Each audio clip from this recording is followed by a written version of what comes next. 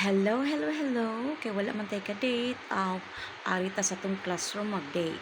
Kung saan pagpanindot sa atong blackboard.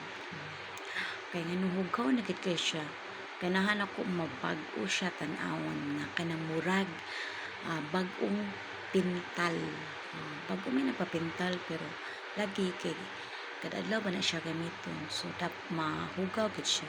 So mura na akong gibuhat. Naamo ko'y sobrang cook. Halagora. Kita na sa nina ko sa TikTok. Sa TikTok pa to, sa Facebook. So, akong gitry. Tanaw na to. Unsay resulta.